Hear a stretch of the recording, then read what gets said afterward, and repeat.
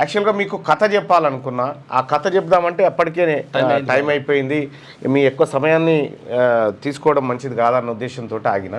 So నేను కథ చెప్తా, కానీ ఆ కథ ఒక అంటే ఆ పుస్తకంలో ఉన్నట్టు చూసి చెప్తేనేమో ఒక 15 నిమిషాలు పడుతుంది, కొద్దిగా సూచాయిగా మీద చెప్తేనేమో కొద్దిగా తక్కువ టైం పడుతుంది.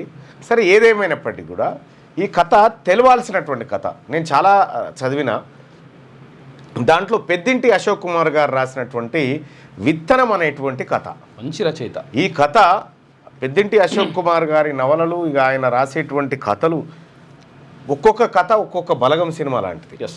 అంత అద్భుతమైనటువంటి కథలు అందులో మనకు కనిపిస్తాయి. సో ఆ కథ ఏంటంటే నేను ఒక్కసారి వివరించే ప్రయత్నం చేస్తా. ఆ కథకు సంబంధించినటువంటిది బుక్ ఎక్కడ దొరుకుతుందని చెప్తా, కానీ జీవితం అంటే ఎట్లా ఉంటుందో ఆ కథలో మనకు మరి మార్నింగ్ న్యూస్లో ఇంత సమయానికి కేటాయించి కథ చెప్పాల్సిన అవసరం ఎందుకు వచ్చిందనేది మీకు కథ ఎండ్ అయ్యే టైంకి మీకు అర్థమవుతుంది. పెద్దింటి అశోక్ కుమార్ గారు రాసినటువంటి ఆ కథ ఒక్కసారి నేను వెంటనే చదివే ప్రయత్నం చేస్తా, మీరు జాగ్రత్తగా వినండి. కథ పేరు విత్తనం. పెద్దింటి అశోక్ కుమార్ గారు రాసినటువంటి విత్తనం అనేటువంటి పుస్తకంలోంచి ఈ కథ. బండలింగంపల్లిలో రెవెన్యూ సదస్సు ముగిసింది. రెవెన్యూ సదస్సు అంటే రెవెన్యూ డిపార్ట్మెంట్ వాళ్ళే వస్తారు, కానీ అక్కడికి పోలీసులు కూడా వచ్చారు. మండలంలో ఏ ఊరికి లేని సమస్యలు ఆ ఊరికే ఉన్నాయి. మరి ఊరు చిన్నదే అయినా వాడకో లీడరు, లీడర్కో క్యాడర్. అనుకున్నట్టుగానే రైతులంతా మనిషికో సమస్యతో కచ్చీరు కాడ జమైర్రు.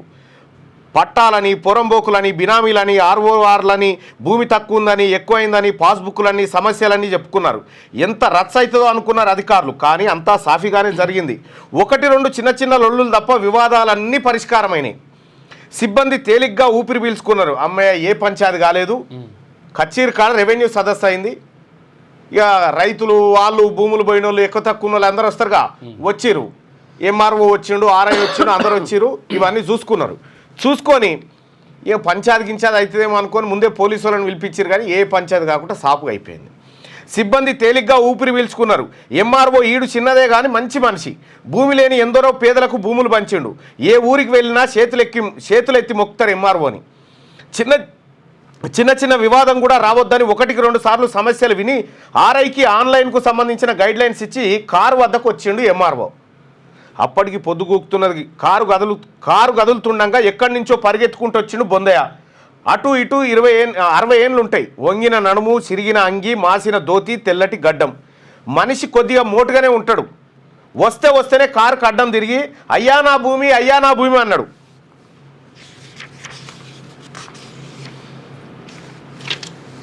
కారు నాపి గ్లాస్ దించి బయటకు చూస్తూ విసుగ్గా ఎంఆర్ఓ ఏమన్నాడంటే, నీ భూమి ఏమైంది అడిగిండు ఎంఆర్ఓ.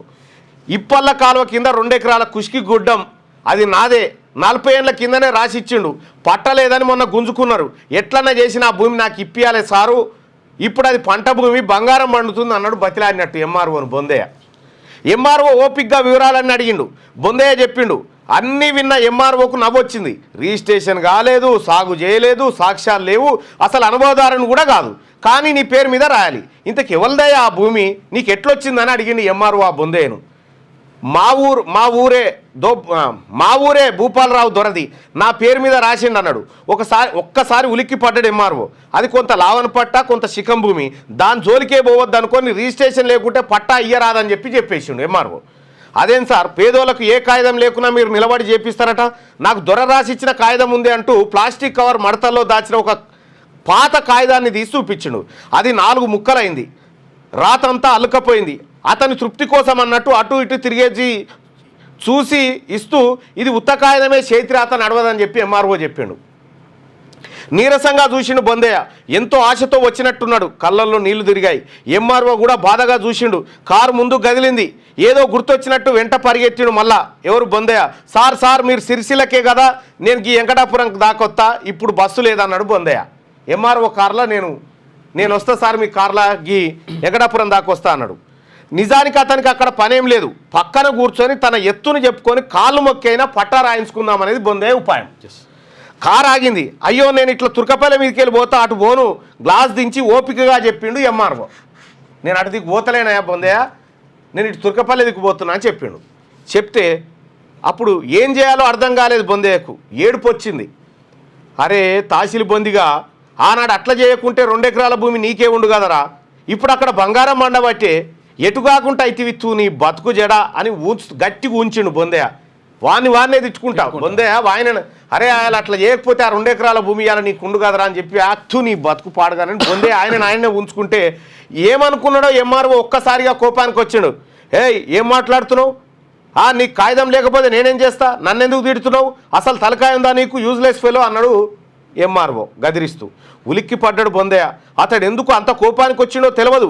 భయంగా చూస్తూ అయ్యో నిన్నెందుకు తిడతా సారు, నాగాచారాన్ని నన్ను నేనే తిట్టుకుంటున్నా, ఎవరెవరికో పట్టాలు కాబట్టే లాగోడి పైసలు రాబట్టే నాకే భూమి లేదా పైసా రాదా అన్నాడు. ఎంఆర్ఓ అతడిని వింతగా చూసి నీ పేరు బొందయ్యనా అని అడిగిండు ఆశ్చర్యంగా. అవునన్నట్టు తల ఊపిండు బొందయ్య. అతన్ని మరోసారి పరిశీలనగా చూసి ఎక్కమన్నట్టు కార్ డోర్ తెరిచిండు ఎక్కువ అని. ఎంఆర్ఓ ముందుగా అనుమానపడ్డా ఎక్కి పక్కనే కూర్చున్నాడు బొందయ్య. కారు ముందు గదిలింది. దిగేలోపు ఎట్లన్నా ఒప్పించాలి ఎంఆర్ఓ అని అనుకున్నాడు బొందయ్య. ఊరు దాటినాక మెల్లగా కదిలిస్తూ ఒకళ్ళకి మంచి చేస్తే మనకు కూడా మంచి జరుగుతుంది అంటారు, మరి నాకేంది సార్ మంచి చేస్తే చెడ్డగా జరిగింది అన్నాడు బొందయ్య కొంత బిడియంగా. ఎంఆర్ఓ అతన్నే చూస్తుండు. మంచి అనేది విత్తనం లాంటిది, మనం వేసి మురిచిపోతాం కానీ అది మొలవడం మర్చిపోదు. ఎప్పుడో వెనకనో ముందో మొలుస్తూనే ఉంటుంది ఆ విత్తనం అని చెప్తాడు. ఇంతకు నువ్వు ఏం మంచి పని చేసినావు అని అడిగిండు బొందేని ఎంఆర్ఓ. కొంత బిడియం పోయింది. తేలిగ్గా నవ్వుతూ అప్పుడా నా చిన్నప్పటి ముచ్చట, ఊర్లోనే దొర సవార్ కచ్చరను నడుపుతుంటే ఒకసారి జీపులా ఇద్దరం చిప్పలపల్లి జంగల్కు షికారికి పోయినాం. ఎవరు దొర బొందయ్య. అప్పుడు అది పెద్ద అడివాయ, పెద్ద పులి దాడి చేసింది. నేను ప్రాణాలకు తెగించి దొరను కాపాడినా.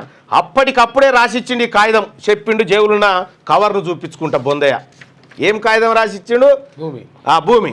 అయితే అప్పుడే పట్టా చేసుకోవద్దా, మరి పట్టువారితో రాపిస్తే అయిపోతుండే కదా అన్నాడు ఎంఆర్ఓ. అప్పుడే రాపిస్తామనుకున్నా సార్, తెల్లారితే పని అయిపోతుండే. అదే రాత్రి దరిద్రం నా నెత్తి మీద కూర్చున్నది. నేను మంచి పనే చేసిన అనుకున్నా కానీ దొర కోపం వచ్చింది. భూమి కాదు కదా నేను కనబడితే నర్తా అన్నాడు చెప్పిండు బొందయ్య బాధగా. ఎంఆర్ఓకు ఏదో గుర్తొచ్చింది. ఆసక్తిగా చూస్తూ అంత చెడ్డ పని ఏం చేసినావు, మరి మర్రబడ్డవా అడిగిండు. వింటడో లేదో అనుకున్న బొందయ్యకు ఎంఆర్ఓ మాటలతో హుషారొచ్చింది.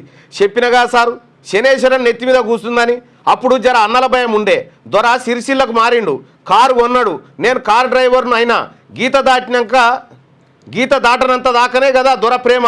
దాటినామనుకో అగ్గిల చేయి పెట్టినట్టు ముప్పే అంటూ చెప్పడం మొదలెట్టిండు. కారు వేగంగా పోతున్నది. డ్రైవర్కు నెమ్మదిగా వెళ్ళమని చెప్పి అతడు చెప్పింది వింటుండు ఎంఆర్ఓ. అరే బొందా పిలిచిండు దొర పరిగెత్తుకుంటూ. ఆ రోజు ఏం జరిగిందో చెప్తుండు 40 ఏళ్ల కింద. అరే బొందా పిలిచిండు దొర, పరిగెత్తుకొచ్చిండు బొందయ్య. వీర్నపల్లి పోవాలేరా అన్నాడు దొర. అప్పుడప్పుడే పొద్దుగూకుతుంది. వరుసగా వారం నుంచి వానలు వాగులు వర్రెలు పొంగి పొర్లుతున్నాయి. రోడ్డు కూడా బాగలేదు.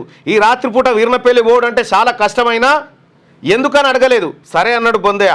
దొరసాన్లు ఇద్దరు ఇట్లా పోయి అట్లా వస్తారా, అసలే రోజులు మంచిగా లేవు, రాత్రి ముచ్చట అవుగాని రేపు ఒక ముచ్చట యాద్ చేయాలన్నా, బండలింగంపల్లి పోతున్న పట్వారికి చెప్పి నీకు ఇత్తనన్న భూమి నీ పేరు మీద రాపిస్తానా అన్నాడు దొర. సరే అంటూ బొందయ్య పైకి చూసిండు. పొద్దు తల్లి కడుపులో పడ్డది. బట్ట అనుకొని కారు దగ్గరకు వచ్చిండు. అక్కడే పని మనిషి బాలయ్య ఉన్నాడు. అరే బాలి నువ్వు కూడా ఓరా, సోపతోలు ఉంటుంది, నువ్వు ఉంటే జల్దీ నొత్తరు, వీడు అసలే జామ్ మనిషి అన్నాడు దొర. బాలయ్యకు ఎప్పటి నుంచో కారెక్కాలని కోరిక. బొందయ్యని ఎన్నోసార్లు అడిగిన కానీ వాడు సంధియలే. ఆ పోత దొర సంబురంగా అంటూ తను ఓ బట్టను అందుకొని కారును దుడుచుడు మొదలుపెట్టిండు. 5 నిమిషాల్లో అత్తా కోడలు ఇద్దరు వచ్చి కారెక్కి కూస్తున్నారు. అందరికీ జాగ్రత్తలు చెప్పిండు దొర. మరోసారి బాలి అరే వాళ్ళు ఆడోళ్ళు జామ్ చేస్తారు, మీరే తొందర పెట్టాలి, పోను గంట రాను గంట అక్కడో 2 గంటలు అంతే, 10 వరకు మీరు ఇక్కడ లేరనుకో నీ బొక్కకు నీళ్ళు పోతా అని బెదిరించిండు దొర. బాలయ్యకు పెత్తనం ఇచ్చినట్టయింది. అట్లనే దొర అర్ధగంట ముందే ఉంటాం చూడు అంటూ ఎక్కి బొందయ్య పక్కన కూర్చున్నాడు. ఎలిసిందనుకున్న వాన ముసురు మళ్ళీ మొదలైంది. కారు ముందుకు సాగింది. పోతుంటే వాన పెరిగింది కానీ తగ్గలేదు. వెంకటాపురం దాటి పదిర చేరుకునేసరికి మరింత జోరందుకుంది. పదిర వాగును చూసినాక బొందయ్య గుండె దడీలు మంది. అప్పటికి చీకటి పడింది. దొరసాని మనమైతే కొనముట్టం చూడు, నడమల నుంచి తిరిగి వచ్చుడే, వాగు చూడు ఎంత వారుతుందో, అక్కపల్లి వాగు మనను అస్సలు దాటనీయ చూడు అన్నాడు. వెంటనే బాలయ్య అందుకొని పిచ్చోడా తొవ్వ తెలుసుకుందే తోలినాడరా దొర అక్కపల్లి వాగు దాటనీయకపోతే గొల్లెపల్లి మించుకెళ్ళి పోదామన్నాడు. ఈ మాటలు విన్న పెద్ద దొరసాని వెనక నుంచి గదరాయిస్తూ అరే అక్కపల్లి గొల్లెపల్లిని అటే తిరుక్కుంటూ ఉంటావా, చక్కగా రాజన్నపేట మీదకెళ్ళి పోని వాగుండది వరదుండది ఎల్లమ్మ కాడికి తేలబోతామని చెప్పింది. అవును నేను గట్లనే అనుకున్న దొరసాని అన్నాడు బొందయ్య. నీ బొంద అట్లా అనుకున్నావునివి ఇట్లెందుకు చెప్పినావు, దొరసాని చెప్పకపోతే ఆగం చేద్దు దెప్పి పొడిచిండు బాలయ్య.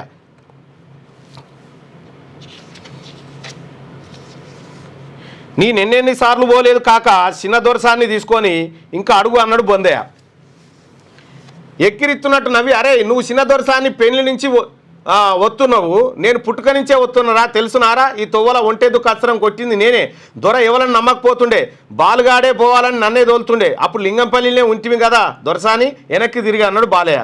అసలే పెద్ద దొరసాని కోపం మీద ఉండే, మేనరికమని పట్టుబట్టి తమ్ముని బిడ్డని చేసుకున్నాక మరదలతో మాట వచ్చింది, రాకడ పోకడ బంద్ అయింది, అన్నదమ్ములకు కుడుక చక్కర్లు పోయాలని పుకారు పుట్టింది, పట్నం ఎవరు పోతలేరు అనుకుంది, కానీ ఏదో పని మీద తమ్ముడే ఊరికి వచ్చిండు, పాచిపోతామా ఓ పని అయిపోతుందిలే అనుకుంటూ ముండ్ల మీద పోయినట్టు పోతుంది.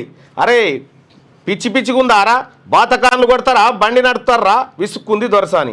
ఇద్దరు భయంగా మొహాలు చూసుకున్నారు, నోర్లకు తాళాలు పడ్డాయి. కారు గొల్లపల్లి దాటి రాజన్నపేట తొవ్వ పట్టింది. సిరిసిల్ల నుంచి ఇక్కడ దాకా వచ్చింది ఒక ఎత్తు, ఇక్కడ నుంచి వీర్లపల్లికి పోడు ఒక ఎత్తు, పైన వాన కింద బురద పైగా చీకటి. వాన కొద్దిగా తెరిపించినా ఎప్పుడో ముంత పొగలు పోసేటట్టుగా మొగులు నిండుకుంది. గుంతల రోడ్డులో పడవ ఊగుతున్నట్టుగా ఊగుతుంది కారు. వట్టిగా తిడితినని ఏమనుకుందో దొరసాని బాలుగా, బిడ్డలాగా ఎప్పుడు చేస్తావురా, యాడ కుదిరిందా అని అడిగాడు. అదే 10,000 అన్నట్టు యాడబాంచర్ నీకు తెలవకుండానే కుదురుతుందా, పెద్ద పొలం లగ్గం అప్పుడు మీరు పూనుకుంటేనే అయింది, దీనికి కూడా అట్లనే జరంత సాయం చేతిరా గడ్డకు పడతా అన్నాడు బాలయ్య. నువ్వు ఖాయం చేసుకోరా, కట్నం ఖర్చు నీది, కాయగూర ఖర్చు నాది, మరి ఈ బొందడెప్పుడు చేసుకుంటాడట. ఓ పోడా జట్టును చేసుకోరా, మీ అవ్వకింత ఆసరు ఉంటుంది, ఒక్క సావు జత్తంది అన్నది గదరాయిస్తూ. బొందయ్య సిగ్గుపడుతూ బాలయ్య అందుకొని వీని పోగడ చూసిరా దొరసాని చదువుకున్న పొలగా ఉన్నట, యాడ దొరుకుతుంది ఎక్కిరిచ్చింది అన్నాడు. చిన్న దొరసాని కిసుక్కున నవ్వింది. బొందయ్య కోపం వచ్చింది. గట్ల నేను నీతో చెప్పిన కాక అన్నాడు బాలయ్యతో. ఓ దిక్కు మీ అయ్యపాటనే వాడబట్టే నా కొడుకు చదివిండు, కోడలు కూడా చదవాలని అన్నాడు బాలయ్య. చీకటి నిండుగా ముసురుకుంది, వాన ముసురు మళ్ళీ మొదలైంది. అటో ఇటో రాజన్నపేట దాటింది కారు. అక్కడి నుంచి తొవ్వ మరింత బురదగా ఉంది. ఊరు దాటగానే అడవి మొదలైంది. పెద్ద గుట్టల మీద చెట్లు, దారికడ్డంగా పరిగెత్తుతున్న నెమళ్ళు, అక్కడక్కడ కారు లైటుకు ఆగుతున్న కుందేళ్లు, మందలుగా పోతున్న అడవి పందులు. ఆగి ఉన్న ఓ కుందేళ్లను చూసి కారు నాపి హుషారుగా పడదామా కాక అన్నాడు బొందయ్య. ఓ పోడా పైత్యం ఆరా పోని, చీకట్లో వచ్చుడే ఇదంటే జంగల్ లాగుతావా ఇంకా గదిరిచ్చింది దొరసాని. రోడ్డు నిండా బొందలు, కయ్యలు, వర్రెలు వీర్నపల్లికి చేరుకునేసరికి గంట అనుకున్న ప్రయాణం 1.5 దాటింది. కారు దిగగానే బాలయ్య దొరసాని జర జట్టున కానీ లేట్ అయితే దొర కోపానికి వస్తాడు అన్నాడు. నేను సుట్టీర్కానికి వచ్చినరా, మీకంటే ఎక్కువ నాకే ఉంది పోవాలని, ముందు మీరు తినిపోండి, అర్ధగంటలో పోదామంటూ వాళ్ళకి అన్నం పెట్టమని ఎవరికో చెప్పి కోడలతో లోపలికి పోయింది దొరసాని. బొందిగా తింటా అవరా, నువ్వు మా తింటావు వల్లనంటవా, నాకైతే వద్దు నవ్వుతూ అన్నాడు బాలయ్య. ఇప్పుడేం తింటాం, రాగానే తింటివి కానీ ఊరు చూసేద్దాం పారా, బాగా రోజులైంది కదా రాక అన్నాడు బొందయ్య. ఈ కారు వేసుకొని ఈ బాలయ్య దొరసాన్ని చిన్న దొరసాన్ని వాళ్ళ చుట్టాలు ఇంట్లో దించి అరే ఇప్పుడేం తింటారా, ఊరు చూసేద్దాం పారా అని చెప్పి వెళ్ళి కారు వేసుకొని. గీ చీకట్లు ఏం చూస్తాంరా, అయినా ఊర్లో ఏముంది ఇదేమన్నా పట్నమా అడిగాడు బాలయ్య. అన్నలు ఉంటారు కదా ఎట్లుంటారో చూద్దాం అన్నాడు బొందయ్య. అయ్యో ఇక చూడు అస్సలు కథ ఎట్లుంటుందో.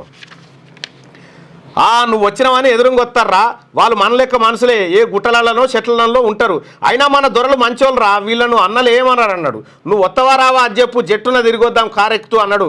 అరే కారును దుడుసుడే కానీ ఎనడెక్కింది లేదు, నిన్ను బతిలాడితే చింతకొమ్మలలో కూర్చుంటివి, లేక ఇయ్యాల దొరికే, ఎందుకు రాను, మరి జల్దిన రావాలి పా అంటూ ఎక్కి కూస్తున్నాడు బాలయ్య కూడా.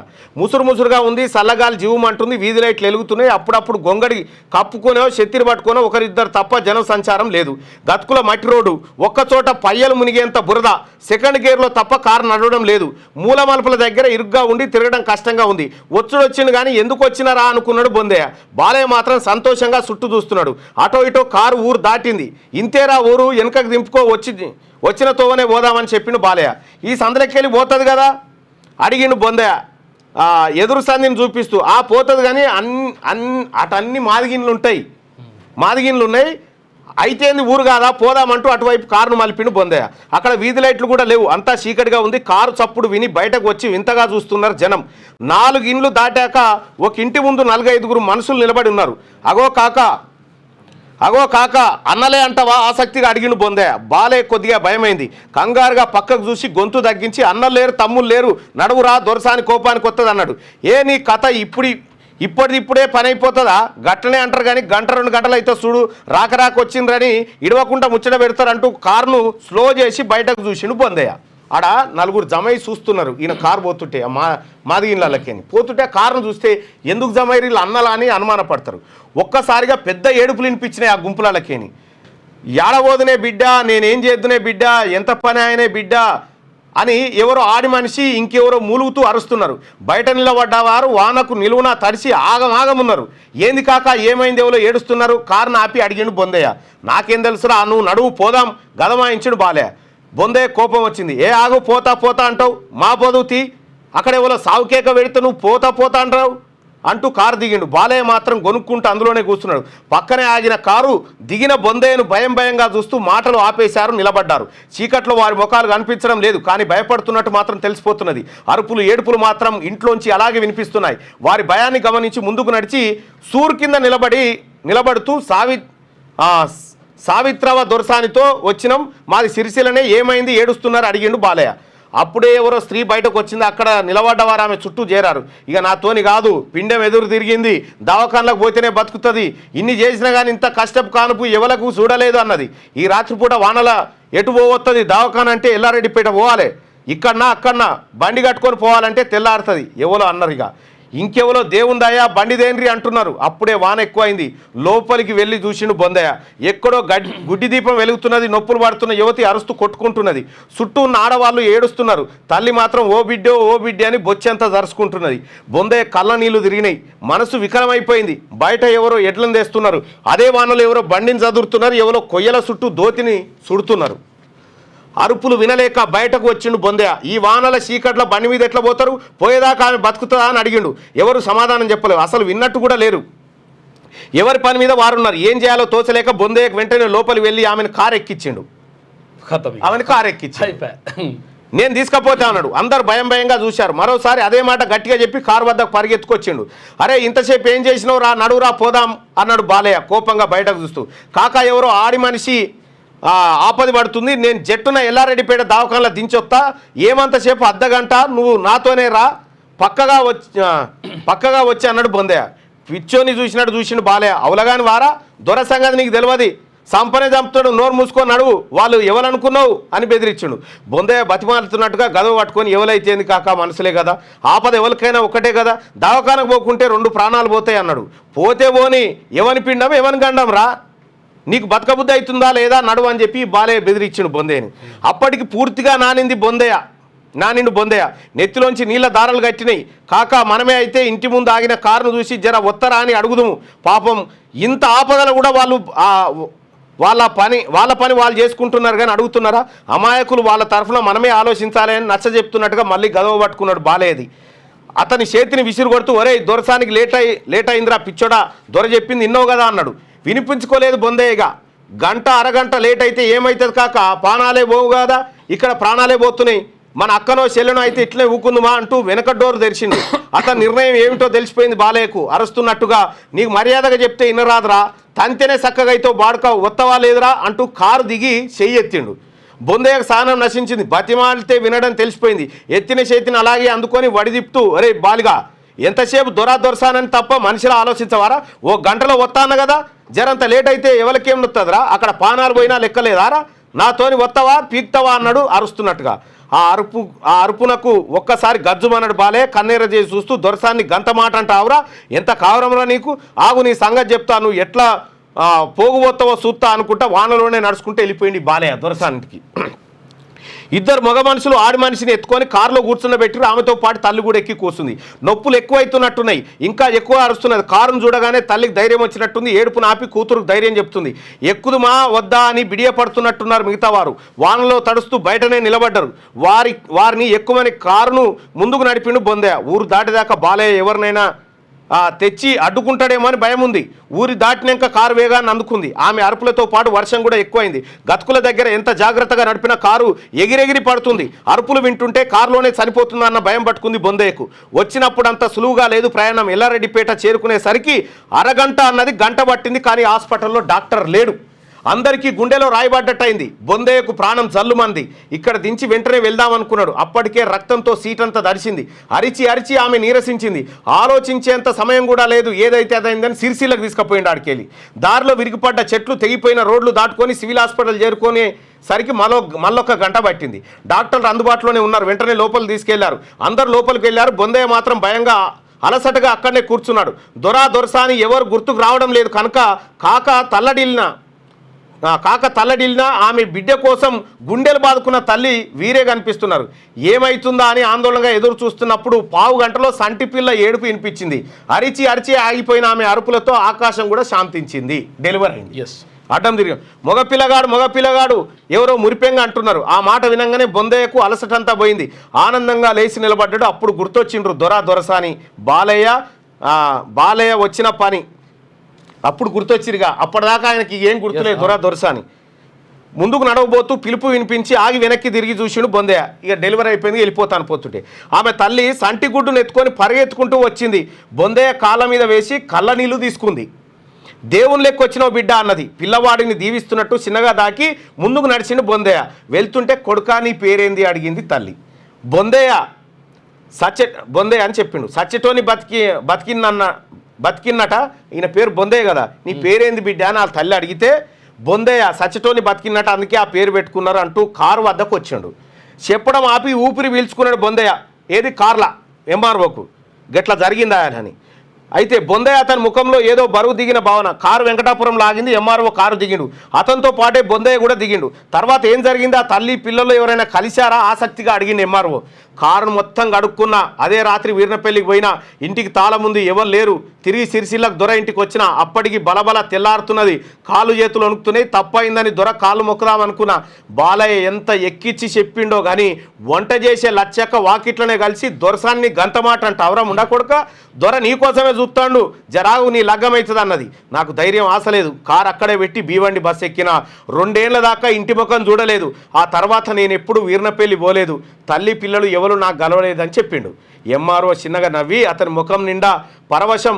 ఏండ్లకేండ్లు తపస్సు చేసినాక కనిపించిన దేవుని చూసినట్టు బొందయ్యను చూసిండు. మనం మంచి చేస్తే మంచి జరుగుతుంది బాపు, అది మనకే జరగాలని లేదు, జనాలకు జరిగితే చాలు. నాతో చాలామంది పేద ప్రజలకు మంచి జరుగుతుంది అన్నట్టు ఆ తల్లి నీ పేరెందుకు అడిగిందో తెలుసా, నాకు పెట్టుకోవడానికి. ఓకే ఎంఆర్ఓ ఆయన నువ్వు ఆనాడు మంచి చేసిన పసుగుడ్డు నేనే అంటూ బిగ్గరగా అలుముకున్నాడు ఎంఆర్ఓ. ఇక్కడ మనం గమనించాల్సింది ఏంటంటే ఒక ఎంఆర్ఓ ట్రాన్స్ఫర్ అయితే ఏసీబీకి పట్టుబడితే ఊరోళ్ళంతా పటాకులు కాల్చారు.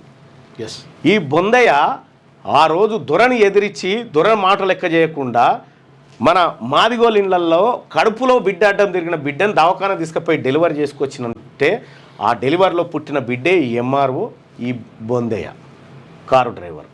ఇది కథ. మనం అర్థం చేసుకోవాల్సింది ఏంటంటే అప్పట్లో దొరలు పెత్తందారులు భూస్వాములు మన వాళ్ళకు ఖాళీ కాయిదాలు రాసిచ్చారు. అవి ఇప్పుడు చెల్లకుంటాయి. మళ్ళా దొరలు అధికారంలోకి వచ్చి ఆ సాదా బైనామాలను ఖతం చేసి మన కొంపలు ముంచిర్రు. అంటే మంచి చేసినోడు ఎప్పటికైనా మంచిగానే ఉంటాడు, చెడు చేసినోడు ఎప్పటికైనా చెడులనే పోతాడు. ఈ కథ సారాంశం. దాదాపు 25 నిమిషాలు. అప్పుడు పుట్టిన బిడ్డ ఈ ఎంఆర్ఓ. శుభోదయం మల్లన్న టీం సభ్యులందరికీ సూపర్ కథ మల్లన్న అని చెప్పింది. ఇది విత్తనం అని పెద్దింటి అశోక్ కుమార్ గారు రాసినటువంటి ఒక అద్భుతమైనటువంటి పుస్తకం.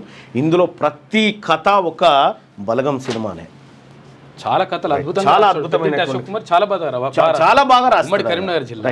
6వ తరగతి నుండి 10వ తరగతి విద్యార్థులకు గొప్ప అవకాశం. ఏపీ, తెలంగాణ మరియు సిబిఎస్ఈ విద్యార్థులకు ఎలాంటి అడ్మిషన్ ఫీజు లేకుండా సంవత్సరానికి కేవలం 1000 రూపాయలకే ఐఐటీ స్టాండర్డ్స్ తో ఆన్లైన్ ట్యూషన్స్ చెప్పబడును. 15 ఏళ్ల సుదీర్ఘ అనుభవం గల ఫ్యాకల్టీతో క్లాసులు నిర్వహించబడును. ఇప్పుడే ప్లే స్టోర్ నుండి ధర్మవాహిని యాప్ ని డౌన్లోడ్ చేసుకోండి. వివరాలకు సంప్రదించండి 7893051526.